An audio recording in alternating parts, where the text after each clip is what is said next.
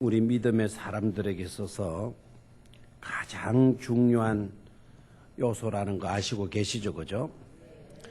예배를 통해서 하나님은 영광을 받으셔요.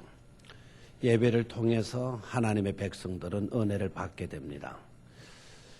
예배가 멀어지게 되면 우리의 영혼은 시들어질 수밖에 없습니다.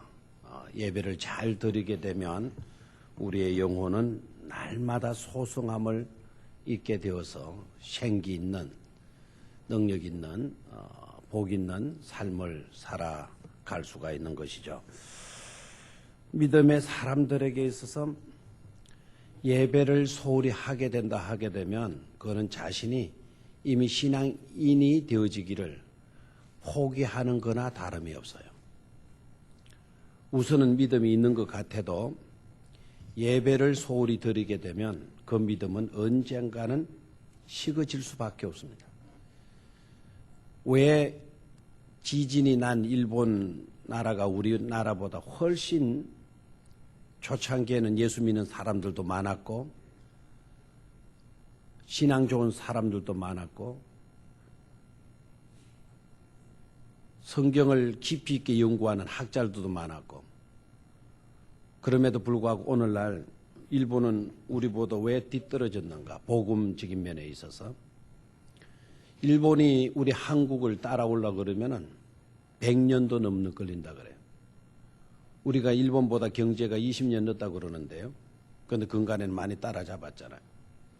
그런데 일본이 신앙적인 면에서 우리나라를 따라잡으려고 하면 100년도 넘는 걸린다 그래요. 우리보다 훨씬 나았던 그런 나라가 우리를 추적해 오려고 하면 100년이 걸릴까요? 주된 이유는 다른 데 있지 않고 예배를 소홀히 했다는 점이에요. 메이지 그 유신을 하게 되면서 일본이 영국의 문물을 가지고 돌아왔어요. 그때 돌아올 때 영국의 산업혁명 후에 기독교적인 면에 있어서 퀘이크라고 하는 교도들이 판을 쳤단 말이에요. 퀘이크 교도들의 특징은 바로 뭔가 하니까 무교회주의거든. 교회당이 모일 필요가 없다라는 거죠. 우리 모두가 다 교회이다. 내가 예배하는 그곳이 바로 교회이다. 굳이 모여서 예배를 드릴 필요가 없다. 무교회주의를 주장을 했어요. 그러면 오히려 우리 모두가 교회이기 때문에 내가 있는 곳이 교회라고 하면 사회도 좋아지고 나라도 좋아질 줄 알았어요. 개인도 좋아지고. 근데 그게 인간의 생각이었죠. 성경은 공동체를 중요시 여기잖아요.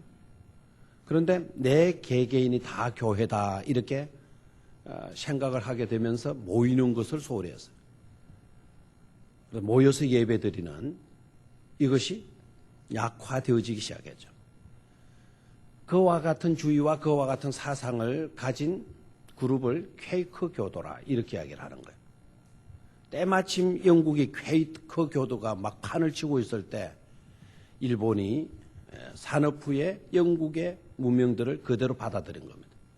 그 문화가 따라오고 문명이 따라올 때 순수한 복음 신앙이 들어오지를 않고 퀘이크 교도의 그 영향이 일본으로 파고 들어왔어요. 그 이전까지만 해도 선교사들에 의해서 일본은요 우리나라보다 훨씬 믿는 사람도 많았고 믿음 좋은 사람도 많았고 신학자 네노라고 하는 신학자도 엄청나게 많았어요. 그때까지만 해도 우리는 신앙적인 면에서 일본을 우르르 바라볼 수밖에 없는 그런 입장이 있었죠. 그러다가 무교회주의가 딱 들어오는 통에 오히려 잘 될 줄 알았는데 오히려 일본은 내리막길을 치기 시작해요. 교회가 없어지니까 예배가 사라지게 되고 예배가 사라지게 되니까 믿음이 곤두박질 쳐지고 만 것이죠. 여러분들도 옛날에 내가 굉장히 믿음이 좋았었는데 근간에 와서 내가 여러 가지 핑계들 대면서 예배를 소홀히 하고 있다고 한다면 머지 않았습니다. 여러분들도 10년 안에 여러분들의 믿음은 곤두박질 쳐지고 말 겁니다. 겨우 주일 낮 예배만 맹명을 유지하던 것에서도 10년 안에 여러분들은 주일낮 예배도 연중 행사가 될 가능성이 많습니다. 여러분 믿음이 살려고 하면 예배에 더욱더 집중해야 되고 주력해야 될 줄로 믿습니다. 예배가 살아야 내 믿음도 사는 거예요. 예배가 살아야 하나님이 영광 받으시는 거예요. 예배를 통하여 하나님의 강한 역사도 펼쳐지게 되어져 있는 겁니다. 예배를 중요시 여길 수 있게 되기를 축원합니다. 예배 순서도요. 예배 순서도 하나하나가 다 알고 보면 다 은혜로운 순서에다. 그 어떤 것도 소홀히 해서는 안 되는 것이죠. 오늘 감격에 겨운 예배에 그랬는데 여러분 감격에 겨울 수 있는 시간이 언제입니까? 예배 중에 언제입니까? 주로 설교를 듣는 시간 이렇게 이야기를 합니다. 어떨 때는 찬양하는 시간 이렇게 이야기합니다. 어떨 때는 축도의 시간 이렇게 이야기합니다. 다 맞는 이야기예요. 다 맞는 이야기인데 중요한 거는 어느 한 부분만 중요하고 어느 부분만 중요하고 다른 부분들은 감격스럽지 못하고 은혜스럽지 못하게 여기는 그것 자체가 문제라는 것을 깨달아야 돼요. 한번 따라하십시오. 예배는 그 순서가 한 가지도 빠짐없이 다 은혜로운 것이다. 아멘. 자, 여러분 주보를 다 가지고 계시죠? 이 오늘 설교하는 거하고는 상관이 없는데 갑자기 왜 이렇게 하나님이 그쪽으로 인도하시는지 모르겠어요. 자, 주보를 다 폈습니까? 예. 제일 먼저 뭐가 나옵니까? 나대비 시간에 제일 먼저 뭐가 나옵니까? 임예송이 나오죠. 이 임예송이 뭡니까? 예배하러 들어오면서 부르는 노래예요. 시편의 말씀을 보게 되면 성전으로 올라가면서 부르는 노래 이렇게 되어져 있죠. 성전으로 올라가면서 시온으로 올라가면서 하나님의 집에 올라가면서 부르는 찬양. 이 임내송이에요. 하나님의 집에 왜 올라갑니까? 예배하러 나아가잖아요. 예배하러 나아가면서 부르는 노래. 그러니까 여러분 보십시오. 예배 시간에만 은혜를 받느냐? 아닙니다. 예배하러 오는 시간도 우리가 은혜를 받을 수 있는 시간이다라는 것을 깨달아야 돼요. 예배하기 위하여서 교회를 향할 때 내 마음이 설렘이 있고 기쁨이 있고 사모함이 있고 간절함이 있고 왠지 모르게 좋은 거예요. 왠지 모르게. 누구 앞에 나가니까 하나님 앞에 나가니까 누구 만나러 가니까 하나님 앞으로 하나님 만나러 가니까 꼭 이런 것을 설명하려고 하면 참 이런 예화를 들을 수밖에 없는 게 안타까움이에요. 여러분 연애해 보셨죠? 안 해봤어요? 안 해본 사람 참 안타까워요. 장가 가면서 이제 또 연애한다고 그렇게 난리하지 마세요. 처녀 총각들은 기회가 있으니까 열심히 연애도 해봐요. 연애를 하는데 사랑하는 사람을 만나러 갈 때 아이씨 나 오늘 가기 싫으면 미치겠다. 그러면 끝나야 돼요. 그거 만나러 가면 안 돼요. 사귀면 안 돼요. 왠지 모르게 사랑하는 사람하고 만나는 약속된 시간이 다가오면 3시간 전부터 가슴이 뭐 해야 돼요? 두근거려야 돼요. 여기 더 한 분도 있네요. 저는 3일 일주일 전부터 가슴이 뛰는데요. 이런 사람도 있어요. 사실이지 않습니까? 사랑하는 사람을 만나러 갈 때 가슴이 두근거리고 설레이잖아요. 맞아요? 사랑하는 사람이라고 그래서 사람을 만날 때도 그래요. 사람을 만날 때도. 그 사랑하는 사람이요. 사랑하지만 나를 위해서 죽어주지도 않고 나를 위해서 제대로 해준 것도 없어요. 별로 스타벅스 커피 한 잔을 사주는지 모르겠고 뭐 요새 녹차 뭐 아이스크림 하나 사주는지 모르겠고 짜장면 한 그릇 사주는지 모르겠어요. 그런 분인데도 사랑하니까 사랑하는 사람과의 약속 시간이 다가오면 가슴이 설레이고 두근거린단 말이죠. 그런데 우리는 누구를 만나러 나가요? 하나님을 만나러 나가요.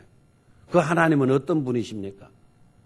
우리를 위해서 독생자를 주신 하나님 맞습니까? 그것도 영광 받으러 보내신 게 아니고 우리를 섬기러 보내신 거 맞습니까? 십자가에 죽기까지 복종하신 예수 그리스도 맞습니까? 그런 예수님을 우리에게 주신 그 하나님을 만나기 위해서 예배하기 위해서 우리가 교회로 나가는 거예요. 임내송은 그냥 일어서서 그냥 입만 뻥긋뻥긋하고 노래 부르는 시간이 아니다는 거죠. 내가 누구를 예배하기 위해서, 하나님을 누구를 만나기 위해서, 하나님을 만나기 위해서 지금 성전 안으로 들어가는 거예요. 찬송하면서 들어가는 거예요. 기쁜 시간, 기쁘지 않은 시간, 은혜로운 시간, 은혜롭지 못한 시간, 설레이는 시간, 답답한 시간, 설레이는 시간이에요. 그 다음에 나오는 게 뭐죠? 예배의 부름이죠. 그렇죠? 예배의 부름. 이 말은 또 무슨 말일까요? 우리는 내가 나가고 싶다고 나가는 게 아니죠. 내가 먼저 하나님을 사랑한 줄 알았죠? 아니죠. 누가 우리를 먼저 사랑하셨어요? 하나님이. 내가 하나님을 믿은 줄 알았어요? 나중에 알고 보니까, 은혜 받고 보니까 먼저 하나님이 나를 만나주시고 나로 하여금 하나님을 믿을 수 있도록 은혜를 주셨다라는 사실을 깨닫게 되죠. 그렇죠? 내가 하나님 앞으로 나온 줄 알았더니 아니야. 알고 보니까 하나님이 벌써부터 나를 하나님을 예배하는 자리로 초청해 주신 거예요. 초청장을 여러분에게 보내셔서 여러분들의 예배로 나올 수 있도록 여러분을 불러주셨단 말이에요. 알겠나요? 그래서 예배의 부름은 너희들 누구이든지 간에 다 내게로 오라. 내게로 와서 나를 예배하도록 하라. 나와 만나자꾸나. 내 사랑을 너희들에게 주구마. 너희들은 나에게 기도해라. 나를 높이는 찬송을 드려라. 이런 거예요. 그래서 예배로 누가 우리를 불러주셔요? 하나님이 우리를 불러주시는 거예요. 알겠습니까? 그래서 예배는 하나님이 우리를 초청해 주신 데에서, 하나님이 우리를 불러주신 데에서 예배는 시작이 되어지는 겁니다. 그래서 중요한 시간 맞죠? 그렇죠? 하나님께로부터 초대받았다라는 거 영광입니까? 아닙니까? 영광이잖아요. 영광. 대통령이 여러분들을 내일 청와대에서 만나자고 그래요. 안 갈 사람이 있습니까? 오늘 밤에 잠 못 자겠죠? 별로 심각하면 못하네요. 네. 대통령이 여러분을 초청할 리가 없을 거니까. 네? 그래요. 대통령은 우리를 초청 안 할는지 몰라요. 그러나 대통령보다도 더 높으신 그 누구하고도 비교할 수 없는 만왕의 왕이신 하나님이 나 같은 사람을, 여러분 같은 사람을 초청해 주셨다라는 거예요. 이 얼마나 영광스러운 일이에요. 대통령도 나를 몰라주는데 대통령보다 비교도 할 수 없는 하나님이 나를 아시고 예배로 나오도록 하나님이 만나자고 저와 여러분을 초청해 주셨다. 얼마나 감동스러워요. 수고하고 무거운 짐진 자들아 다 내게로 오라, 내게로 오라. 얼마나 감사한 시간에 벌써 이 시간만 해도 우리는 은혜 받을 줄 믿습니다. 예배의 부름까지만 들어가도 우리는 벌써 은혜를 다 받은 거예요. 나를 오라고 불러주신 하나님께서 부르셨다면 문제 해결해 주시지 않고 필요한 거 주시지 않고 그냥 맨손으로 돌아가라고, 실망스러운 모습으로 돌아가라고 하나님께서 우리를 부르실 리는 없지 않습니까? 그렇죠? 그래서 예배의 부름 시간도 은혜로워요? 안 은혜로워요? 은혜롭죠. 그 다음에 우리가 하는 것이 뭐죠? 찬송을 올려드려요. 나를 불러주셔서 감사합니다. 나를 건져주셔서 감사합니다. 나를 하나님의 백성 삼아주셔서 감사합니다. 우리로 하여금 하나님을 예배할 수 있도록 해주셔서 맙니다. 감사합니다 그래요. 그래서 앞에 있는 찬송은 예배 찬송이라 그래요. 예배 찬송. 이것은 예배에 관계된 찬송을 선택해서 불러야 되는 거예요. 찬송도 막 뒤죽박죽 갖다 부르면 되는 것이 아닙니다. 적재적소에 불러야 할 찬송들이 있단 말이에요.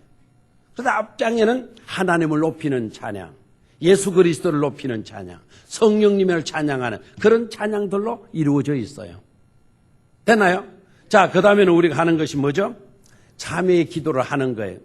거룩한 하나님 앞에 나왔으니까 한 주일 동안 우리가 하나님과 멀어졌던 요소들, 잘못 생각했던 요소들, 본의 아니게 그릇되게 행동했던 요소들, 쓸데없는 말들, 이런 것들을 다 사해달라고, 용서해달라고 하나님 앞에 참회의 기도를 드리는 거예요. 아멘입니까? 그럼 그 기도를 들으면 하나님께서 어떻게 해주신다 그랬죠? 반드시 용서해 주신다고 그러셨어요. 이 기도를 들으면 반드시 우리에게는 어떤 은총이 주어집니까? 재용서함과 용납의 은총이 주어진다 이 말이에요. 오늘 낮 시간에 용서와 용납의 차이를 말씀을 드렸죠. 용서는 뭐라 그랬어요? 내 행위에 잘못된 것을 용서받는, 사함받는 거, 그 치유받는 거, 원래의 모습을 회복할 수 있는 거, 그걸 용서라 그래요. 그러면 용납은 뭐라 그랬어요? 용납. 존재 문제라 그랬죠, 그죠? 존재. 나의 아들로, 하나님의 백성으로, 하나님의 피조물로 다시 받아들여지는 것. 이게 뭐라 그랬죠? 용납인 거예요. 됐습니까? 그리고 우리가 참회의 기도를 드렸을 때 무슨 선포가 이루어지죠? 용서의 선언이 이루어져죠. 하나님의 말씀이 우리를 용서해 주신다고 하는 그 말씀이 선포되어져요. 그러면 그 시간도 감사해야 감사치 않아요? 감사할 수밖에 없죠. 시편의 말씀을 읽어보게 되면 허물에 사함을 입고, 그렇죠? 우리의 죄악에 대한 가리움을 받은 자들은 뭐가 있다 그랬어요? 복이 있다 그랬어요. 그럼 네 죄가 사하여졌느니라. 네 죄가 사하여졌느니라. 너는 용납되어졌느니라. 이 말씀이 주어지면 우리는 뭐 할 수밖에 없어요? 복된 존재일 수밖에 없는 줄로 믿습니까? 여러분, 조그만 죄를 지었다가도 양심의 가책을 느끼는데 그 양심의 가책을 느끼다가 아버님이 오셔가지고 네 잘못한 거 내가 다 용서해 준다 라고 하면 기뻐요, 안 기뻐요? 기뻐죠. 죄 용서함 받았을 때의 그 행복과 기쁨은 이루 말할 수가 없는 겁니다. 그래서 용서의 선언이 이루어지게 되면 그때도 우리의 심령은 감격에 사로잡힐 수밖에 없는 줄로 믿습니까? 예배 시간 순서 하나하나가 다 귀중한 순서가 아닐 수가 없는 것이죠. 자, 그 다음에 이루어지는 것이 신앙 고백이죠. 신앙 고백은 뭐죠? 성시교독은 우리가 함께 하나님을 높이는 그와 같은 해중과 예배 인도자가 하나님을 높이는 시와 찬미로 그랬으니까 그 시에 들어가는 것이 성시교독입니다. 그러니까 해중과 사회자가, 인도자가 서로 함께 교독해 가면서 하나님을 시로 높이는 거예요. 그게 뭐다? 성시교독이다. 그 다음에 이루어지는 것이 뭐죠? 신앙 고백이죠. 신앙 고백은 뭡니까? 내가 믿습니다라는 거죠. 되나요? 이 크레도라고 하는 이 말, 크레도라고 하는 이 말은 믿습니다, 믿는다라고 하는 뜻이라 그랬죠. 그 믿음이 얼마나 중요하냐? 크레도는 우리의 뭐와 같은 것이라 그랬어요? 심장과 같은 것이에요. 신앙 고백이 중요한 줄로 믿습니까? 여러분, 나는 믿습니다. 큰 소리로 말하십시오. 시작. 나는 믿습니다. 이게 얼마나 귀중한가 하셔야 돼요. 누구를 믿습니까? 하나님을 믿습니다. 누구를 믿습니까? 예수 그리스도를 믿죠. 누구를 믿습니까? 성령님을 믿습니다. 누구를 믿습니까? 거룩한 백성들이 공교회를 이루어서 사는, 회중을 속에서 공동체를 이루어서 사는 그 공동체의 중요성을 우리가 믿잖아요. 예수가 나를 위해서 죽으시고 예수가 나를 위해서 다시 사시고, 아멘입니까? 이 모든 것들을 우리가 많은 거죠? 믿으시고 믿는 거죠. 심판하러 우리 주님이 다시 오실 것을 내가 뭐합니다? 믿습니다. 이 고백이 얼마나 중요해요. 내 심장과 같은 것입니다. 그 고백을 할 수 있게 된 것도 영광인 줄로 믿습니까? 그 다음에 이루어지는 것이 찬양이고, 그 다음에는 기도예요. 기도는 또 뭐죠? 하나님과의 대화죠. 맞죠? 그냥 대화를 나누는 정도로 이야기하지 마십시오. 기도 시간에 하나님을 높이는 겁니다. 또 그리고 기도는 우리의 소원을 하나님께 뭐 하는 겁니까? 아뢰는 거예요. 누구의 이름으로? 예수님의 이름으로. 아멘. 그래서 예배 시간은 너무나도 귀중한 시간인 줄로 믿습니까? 내 소원을 하나님께 아뢰인다는 말이죠. 예수님의 이름으로 하나님께 우리의 소원을 아뢰는 시간에 우리의 기도를 그러면 하나님께서 어떻게 해주시나요? 들어주시는 줄로 믿습니까? 기도의 응답을 받을 때 행복해야 하네요? 행복하죠. 그리고 두세 사람이 내 이름으로 모여서 하나님께 구하기만 하면 무슨 일이든지 하나님이 다 들어주신다 그랬어요. 우리는 두세 사람이 아니잖아요. 예배 공동체로 여럿이 모여서 하나님께 기도 올리잖아요. 그 기도는 더욱더 능력 있는 기도가 되어질 줄로 믿습니다. 그 다음에 주어지는 게 말씀 선포예요.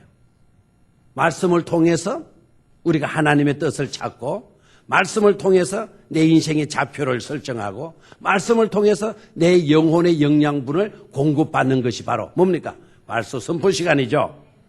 되나요? 그래서 우리는 예배 시간에는 크게 두 가지로 생각하면 돼요. 하나는 하나님께 올려드리는 거, 기도를 올려드리고 우리의 정성을 올려드리고 우리가 신앙 고백을 하나님께 올려드리고 그리고 예물을 하나님께 올려드리고 그리고 난 뒤에는 하나님이 우리에게 응답해 주셔요. 기도로 응답해 주시고 말씀으로 응답해 주시고 은혜로 역사해 주시고 능력으로 복으로 우리에게 응답해 주시는 것. 바로 그 시간이 어느 시간이다? 예배 시간이다 하는 거예요. 예배가 얼마나 중요하다라는 것을 깨닫기를 축원합니다. 우리 성도님들은 꼭 어느 시간만 어느 부분만 중요하다 그렇게 생각하지 마십시오. 예배 순서 하나하나가 다 은혜롭고 값진 순서이다, 시간이다 그렇게 믿고 은혜 충만히 받을 수 있게 되기를 축원합니다.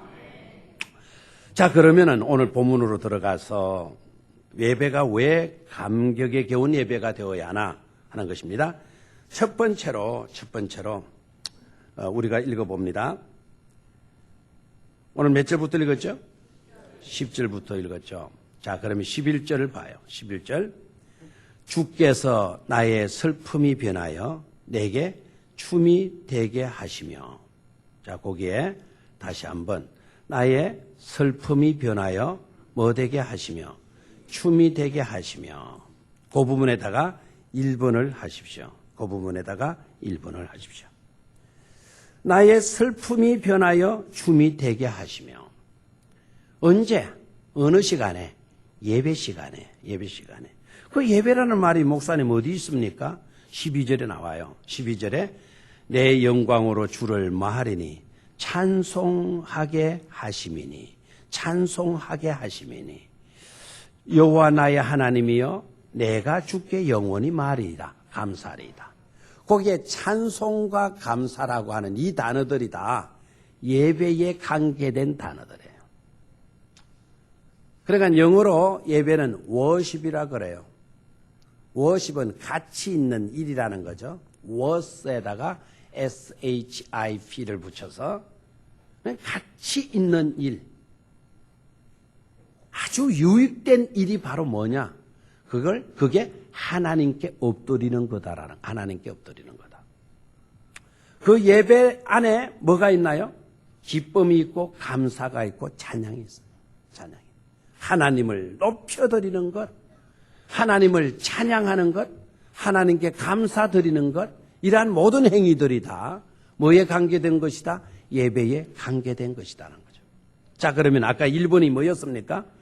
1번이 뭐였어요? 슬픔이 변하여 뭐가 되게 하시고 춤이 되게 하시고. 자, 저를 봐요.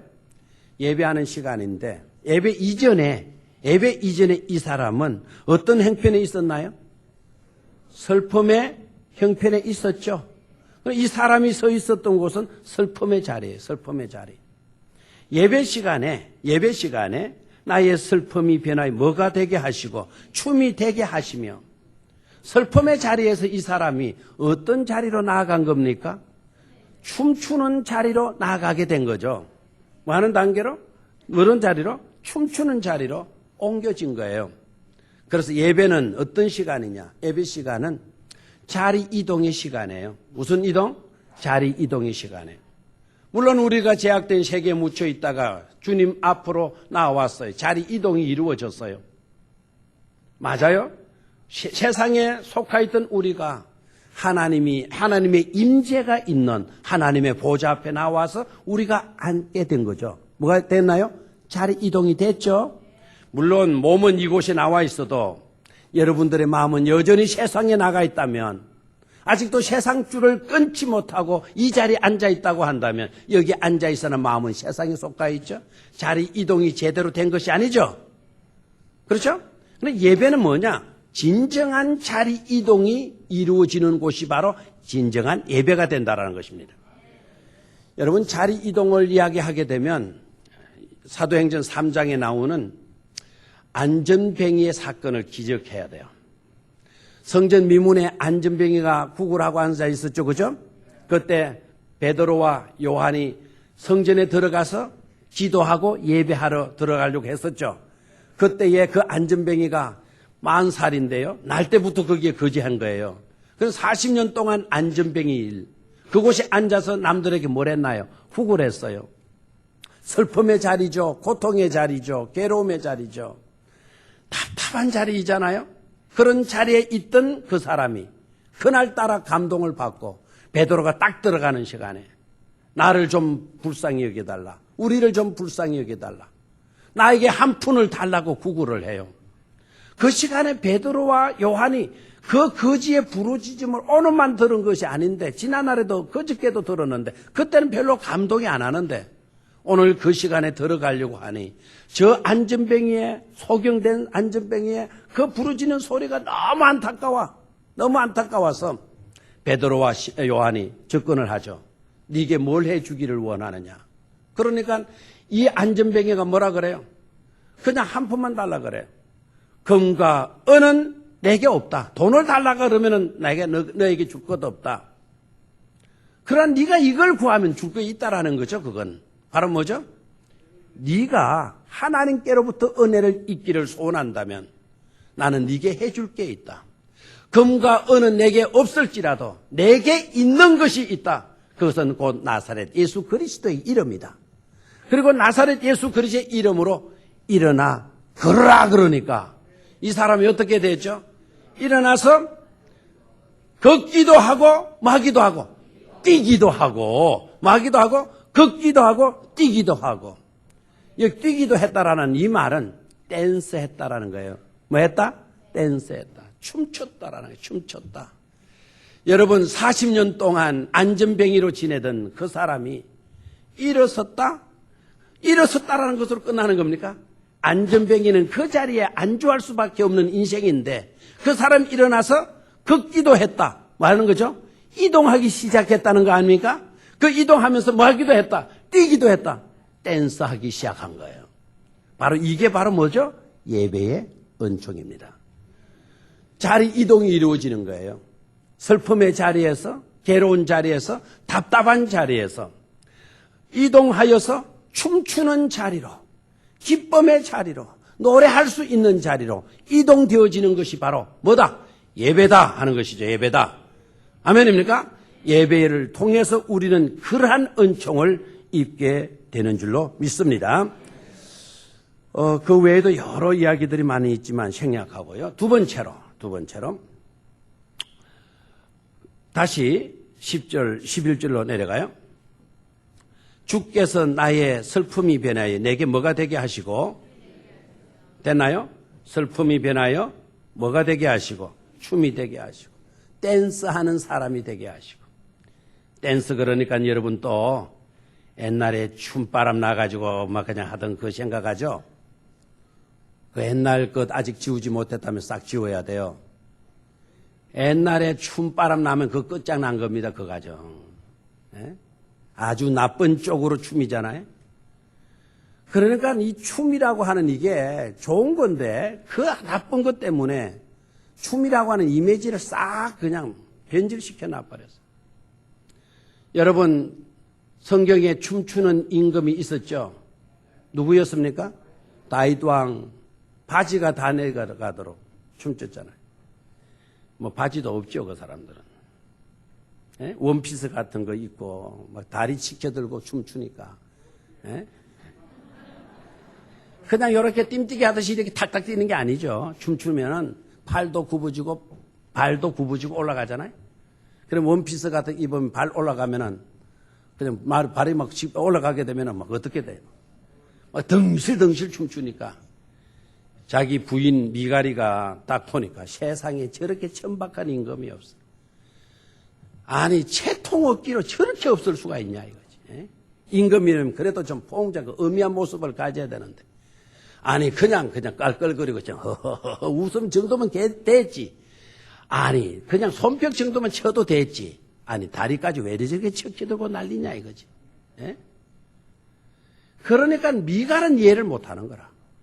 다윗은 감격에 겨워가지고 춤을 추지 않을 수가 없어. 여러분 카바레에 가서 춤 가르치는 그 댄서들한테 교습을 받았어요, 다윗이? 아닙니다. 하나님을 찬양하고 하나님을 높이고 하나님의 감격에 사로 춤추는 일에 있어서는 배워가서 추면 그건 나쁜 거예요. 뭐 왼발 오른발 어떻게 원스텝 투스텝 아이고 아이 참. 그릇사타가 난리 나지. 그릇사타가 기쁨에 은혜가 들어오니까 감격이 들어오니까 발도 어떻게 노는지를 몰라.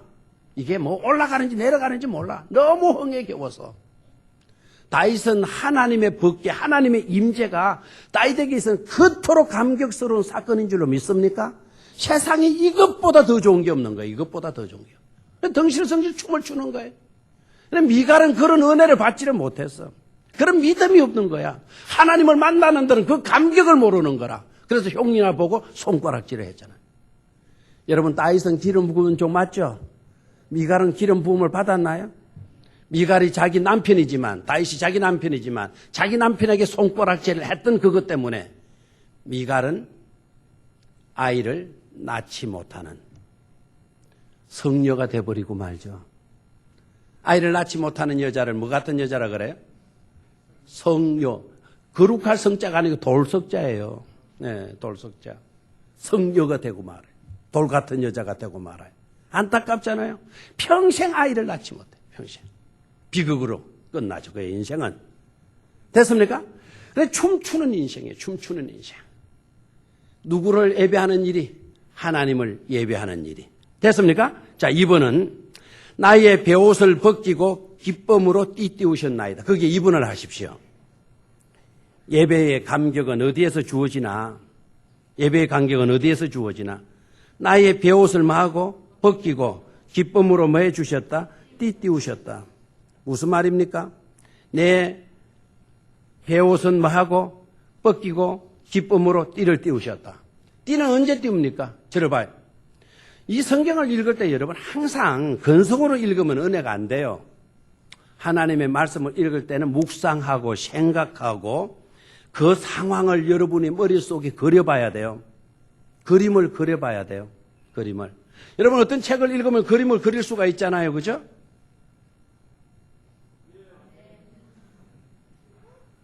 병아리 때 뿅뿅뿅 놀고 간 뒤에 개나리 노란 싹이 돋아났어요. 파란 싹이 돋아났어요. 그러면은 여러분 그 노래만 기억납니까? 병아리가 머릿속에 떠오르죠? 개나리가 머릿속에 딱 떨어져? 개나리가 뿅뿅뿅 놀고 간 뒤에 그림이 그려지죠? 아니 그러면 그게 그림이 그려지는 거 아닙니까? 이 성경을 읽을 때도 바로 그래야 된단 말이에요. 자, 저를 봐요. 베옷을 어떻게 했다 그랬어요? 벗기고. 베옷을 벗기고 그 다음에 뭘 띠었다 그랬어요? 띠었다 그랬어요. 저를 봐요. 그러면 베옷을 벗겼다면 안에 알몸이 나왔죠? 알몸이 나오고 거기다가 띠를 띄었다? 그러면 삿발을 매가지고 씨름하자는 건가? 생각할 수 있죠? 띠를 띄웠다. 아니 상의 그것도 벗겨놓고 띠 띄웠다. 그러면은 삿바 매는 거, 씨름선수 삿바 매는 거 아닙니까? 그 말일까요? 아니다 이거지. 띠를 띄웠다라는 것은 옷을 다 입고 난 뒤에 벨트를 매는 것을 말해요. 알겠죠? 옛날에는 이렇게 하고 이렇게 그 바깥으로 매는 끈이 있었잖아요. 한복은 이렇게 끈을 매잖아요. 그 끈을 매는 것을 말해요. 그러니까 한 옷은 벗겼고요. 한 옷은 입혀주신 거예요. 무슨 옷 벗겨주시고? 베옷 벗겨주시고. 베옷은 무슨 옷이죠? 아까? 슬픔의 옷이죠. 아까 위에 슬픔이 나왔죠? 슬픔이 변하여 뭐 되게 하셨고, 예? 춤이 되게 하시고. 이제는 베옷을 벗기시고 띠 띄우셨나이다? 무슨 띠 띄우셨어요? 기쁨으로 띠를 띄우셨다 이 말이에요. 옷 갈아입는 시간이 무슨 시간? 예배 시간이다. 예배 시간은 무슨 시간? 옷 갈아입는 시간. 무슨 옷 벗기시고 베옷 벗기시고 기쁨의 옷으로 입혀주시는 시간. 기쁨의 옷을 입게 되어졌을 때 우리는 감격이 절로 생길 수밖에 없잖아요. 여러분 하나님은 옷 갈아입혀 주시는 하나님이신 줄로 믿습니까? 하나님은 옷 갈아주시는 하나님이세요. 정확하게 예수님이 그렇게 비유로 말씀해 주셨어요. 탕자의 비유가 바로 무슨 비유입니까? 탕자의 비유에서 나오는 아버지는 누구를 상징하는 겁니까? 하나님을 상징하잖아요. 탕자가 돌아왔어요. 남노한 옷으로 짜왔어요. 돼지 마구간에서, 돼지는 안 있는지 모르지만 마구간에서 맞네요. 돼지 맞네요. 그죠? 돼지간에서 그 하다가 그 몸으로 왔으니까 돼지 냄새, 돼지 똥 냄새가 질겁했을 거예요. 예? 지엽 열매도 못 얻어먹는 그런 주제. 다 떨어진 그 옷 입고 아버지 앞에 나타났잖아요. 아버지 나 같으면 당장 이렇게, 야, 이 자식아. 어쩌다가 이 자식아 이렇게 됐냐? 이 꼬라지 가지고 어떻게 내 앞에 나타나느냐? 나만 그런 줄 알아요? 여러분 아주 점잖은 척 가지고 이렇게 안 해요? 여러분들은 더 하면서 그래요. 그렇잖아요? 어떻게 내 이 모습으로 왔냐? 그렇게 한마디라도 나무라야 안 나무라요? 나무라잖아요. 하인들을 불러가지고 새 옷 가지고 오너라. 여러분 대개 새 옷은 옷걸이에 걸어놔요? 옷장 속에 깊이 넣어놔요? 옷장 속에 고이고이 간직해 놓았던 그 옷, 내 아들이 돌아올 줄 기다리면서 준비해 놓았던 그 옷 가지고 나오너라. 그리고 냄새 나는 옷 벗기고 새 옷, 옷장에 깊이 보관해 두었던 그 귀한 옷 가지고 나와서 누구에게 입혀줍니까? 탕자에게 입혀주죠. 옷 갈아 입혀주시는 하나님이신 줄로 믿습니까? 슬픔의 베옷을 벗기시고 기쁨의 띠를 띠게 하셨다. 그 말은 기쁨의 옷으로 갈아입혀 주셨다라는 거예요. 그런 시간이 어느 시간? 예배 시간이 되어야 하는 것입니다. 여러분 슬픔의 문제를 가지고 왔더라도 예배를 통해서 그 슬픔의 옷은 벗겨지고 기쁨으로 옷 입는, 옷을 갈아입는 그런 기쁨을 체험할 수 있어야 될 줄로 믿습니다. 낮에 1부 예배인가 2부 예배인가 내가 예를 들다가 2부 3부 때는 시간이 쫓겨서 예를 들지 못했는데 지난 월요일 날 서울에서 내려오다가 서울역에서 그 북코너에서 책 파는 데서 책을 하나 사가지고 2시간 기차로 내려오니까 읽어야 되겠다 싶어가지고는 한 권을 샀어요. 신경숙 씨가 쓴 엄마를 부탁해라고 하는 제목의 책이었어요. 아유, 얼마나 가슴이 미오는지 몰랐어요. 여러분 시간 되면 한번 읽어보시기를 바라요. 엄마를 부탁해. 아들 집에서 생일 잔치하려고 엄마가 상경을 하는데 서울역에서 잊어버려 엄마를. 손을 놓쳐서 잊어버리는데 그 길로 9개월 동안 엄마를 찾아러 다녀도 엄마를 못 찾는 거예요. 찾을 수가 없는 거예요. 온 방송, 신문 뭐 다 해도 엄마를 찾지를 못해요.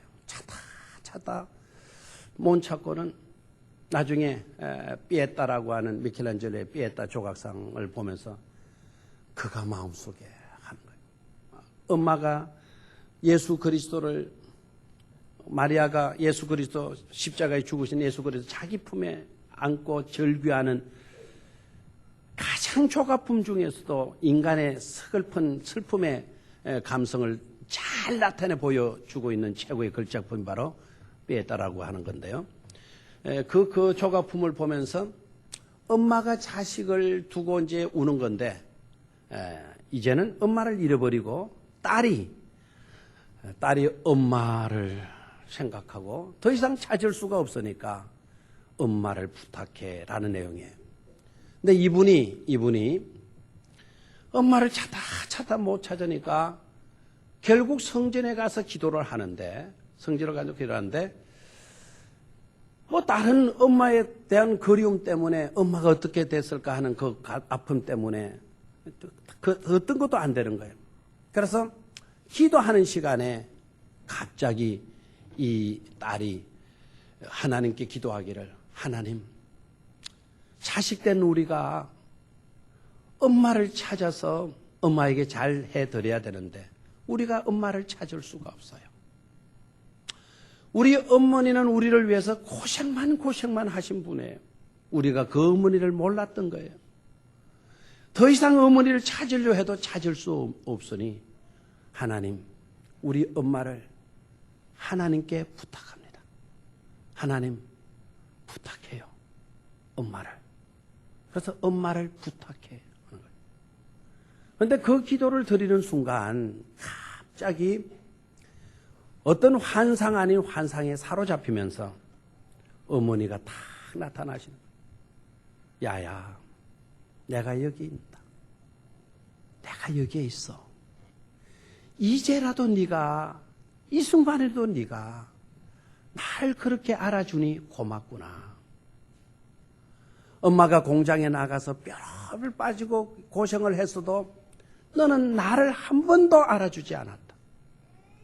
내가 너와 이야기하고 싶었지만 내 몸이 천근만근 되어진지라 집에 오면 피곤해 겨워서 내가 쓰러지고 말았지. 너도 엄마로부터 한 이야기 듣고 싶었을 거고 너도 엄마한테 수많은 이야기 하고 싶었겠지. 엄마가 그걸 못해 주어서 죄송하다. 그러나 이제 나는 너무 좋은 세계에 와 있다. 네가 엄마를 부탁한다니 얼마나 내가 기뻐하는지 모르겠다. 이제 그런 위로를 받는 거예요. 예배 시간에 뭘 받아요? 위로를 받는 거예요. 예배 시간에 슬픔이 변화해서 기쁨과 평안으로 이 여인의, 이 딸들의 가슴 속에 자리를 잡게 된 거예요. 그 책 262쪽에 나오는 내용을 제가 그대로 읽어드릴게요. 언니하고 주고받은 이야기. 언니, 단 하루만이라도 엄마와 같이 있을 수 있는 날이 우리들에게 올까? 엄마를 이해하며 엄마의 얘기를 들으며 세월의 갈피 어딘가에 파묻혀 버렸을 엄마의 꿈을 위로하며 엄마와 함께 보낼 수 있는 시간이 우리에게 올까? 하루가 아니라 단 몇 시간만이라도 그런 시간이 주어진다면 나는 엄마에게 말할 테야. 엄마가 한 모든 일들을, 그걸 해낼 수 있었던 엄마를, 아무도 기억해 주지 않는 엄마의 일생을 사랑한다고, 그리고 존경한다고. 엄마를 부탁해라고 하는 책 262쪽에 나오는 이야기예요. 여러분, 이와 같은 고통과 슬픔을 무엇으로 떨쳐버릴 수 있을 것 같아요? 특히 어머니에 관계된 것은 우리는 못해요. 비로소 철이 들고 나면 어머니는 이 땅에 계셔야 안 계세요? 계셔야 안 계세요? 안 계시는 거예요. 안 계시는 거예요. 그런데 참 안타까울 때는 어머니가 살아계실 때에는 어머니의 그 고생과 어머니의 그 눈물과 어머니의 그 상처를, 어머니의 그 고통을 자식된 우리들이 절대로 깨닫지 못한다는 사실이에요. 그걸 진작이라도 우리가 깨달았다고 한다면 정말 가슴 찢어지는 고통의 순간들을 우리는 맞이하지 않을 수 있을 것인데 말이에요. 그러나 그럼에도 불구하고 우리는 예배하는 시간에 슬픔의 베옷이 벗겨지고 기쁨의 옷으로 갈아입혀 주시는 하나님의 은혜를 체험하게 되어주는 줄로 믿습니다. 마지막 세 번째로 12절 끝을 읽습니다. 시작.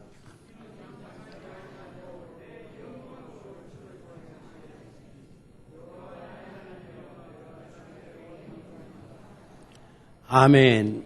자, 이는 잠잠하지 아니하고 내 영광으로 주를 마하게 하심이니 주를 찬송하게 하심이니 여호와 나의 하나님이여 내가 주께 영원히 말이다.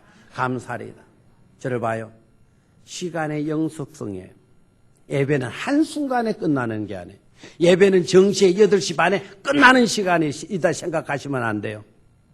이는 내가 잠잠하지 아니하고 내 영광으로 주를 마하게 하심이니 찬송하게 하심이니 여호와 나의 하나님이여 내가 주께 영원히 말이라 감사하리이다. 저를 봐요. 영원이라는 말이 무슨 말입니까? 지금부터 계속 이루어져야 그게 영원이 되어지는 줄로 믿습니까? 한순간이라도 끊어지게 되면 그건 영원이 될 수가 없어요. 영원히.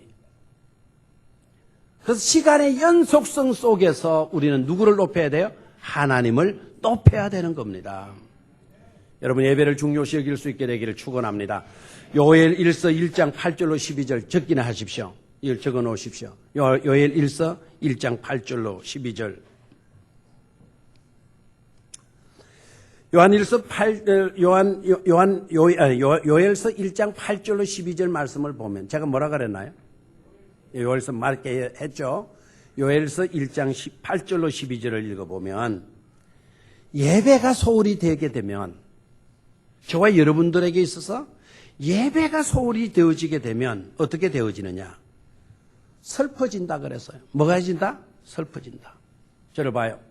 아까 예배가 잘 드려지게 되면 슬픔이 변하여 뭐가 되고? 댄스가 되고 춤이 되고 슬픔의 베옷을 벗기시고 기쁨으로 띠를 띄워주신다 그랬죠. 자리 이동시켜 주시고 옷 갈아입혀 주신다 그랬죠. 그런데 그 예배가 없어졌어요. 그 예배가 없어지면 우리가 어떻게 된다고요? 슬퍼진다 그랬어요. 두 번째는 없어진다 그랬어요. 뭐가 없어지느냐? 밭이 항무해지고 토지가 마르고 곡식이 떨어지고 새 포도주가 말라고 기름이 다하고 이렇게 되어져서 밭의 소산이 다 말라져 버린다 그랬어요. 말라져 버린다. 축복의 모든 요소들이 다 사라지고 말라져 버린다 그랬어요. 죽는다는 것이죠, 영적으로. 영적으로. 아무 다 찝쩍거리 싸가지고 안 되겠네요. 찾아놓으면 학건이 다 찾읍시다. 집에 가서 찾아라 그랬더니 막 여기서 찾고 난리해서 지금 찾겠어요 그러면. 요엘서 1장.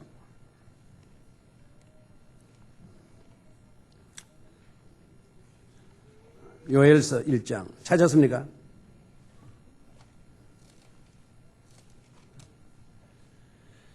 (1270조) 빨리 찾도록 합시다. 1270조. 구약성 1270조. 찾았죠? 8절 같이 있으면 시작. 너희는 처녀가 어렸을 때에 약혼한 남자로 말미암아 굵은 배로 동이고 애국함 같이 할지어다. 9절. 소제와 전제가 여호와의 성전에서 끊어졌고 여호와께 수종도는 제사장은 슬퍼하도다. 마도다. 슬퍼하도다. 예배가 끊어진 거예요. 지금 성전에서 끊어졌고 예배가 끊어졌어요. 자 10절 시작. 밭이 황무하고 토지가 마르니 곡식이 떨어지며 새 포도주가 말랐고 기름이 마였도다. 다였도다. 마르니 말랐고 다였도다. 사라지는 거예요. 지금 없어지는 거예요. 그 다음에 11절 시작. 농부들아 너희는 부끄러워할지어다. 포도원을 가꾸는 자들아 곡할지어다. 이는 밀과 보리 때문이라. 밭의 소산이 다 없어졌음이로다. 큰일 났죠. 뭐가 사라지니까? 예배가 사라지니까. 소산물들이 다 마해져 버리는 겁니까? 없어져 가는 거예요. 없어져 간다. 12절 읽으면 시작. 포도나무가 시들었고 포화나무가 말랐으며 석류나무와 대추나무와 사과나무와 밭의 모든 나무가 다 시들었으니 이러므로 사람의 즐거움이 말랐도다 그랬어요. 예배가 사라지니까 사람의 행복도 즐거움도 기쁨도 뭐하게 되어지더라? 말라져 버리더라. 가슴 아픈 일이죠. 그죠? 우리는 이런 상태에 이르러서는 절대로 안 될 줄로 믿습니다. 예배를 잘 드립시다. 예배를 중요시 여깁시다. 예배를 생명과 같이 여깁시다. 그렇게 되면 풍성한 하나님의 은혜로 우리는 부유한 인생을 누려갈 수가 있는 줄로 믿습니다. 그런 성도들이 되시기를, 그런 교회가 될 수 있기를 주의 이름으로 축원합니다. 하나님 아버지 고맙습니다. 거룩한 주일날 저녁 시간에도 우리 성도